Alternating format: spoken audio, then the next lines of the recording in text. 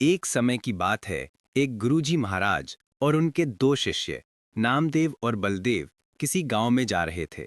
चलते चलते रास्ते में एक मकई का खेत आया।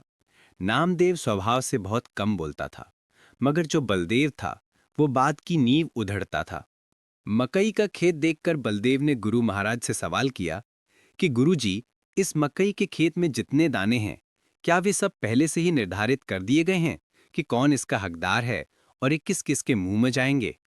इस पर गुरुजी महाराज ने कहा, बिल्कुल बलदेव, इस संसार में कहीं भी कोई भी खाने योग्य वनस्पति है, उस पर मुहर पहले से ही लग गई है, और जिसके नाम की मुहर होगी वही जीव उसका ग्रास करेगा।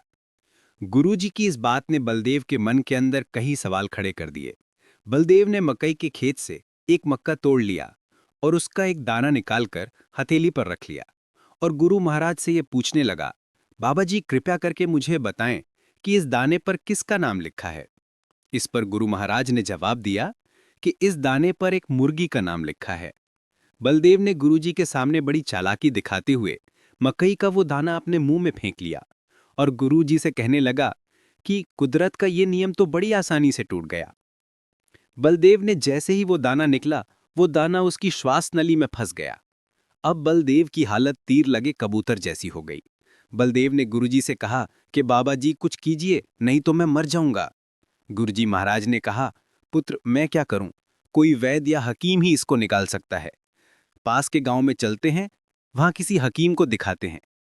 बलदेव को लेकर वे पास के एक गांव में चले गए। वहां एक हकीम मिला।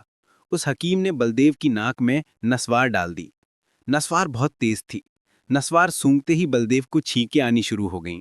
बलदेव के छींकने से मकई का वो दाना गले से निकलकर बाहर गिर गया।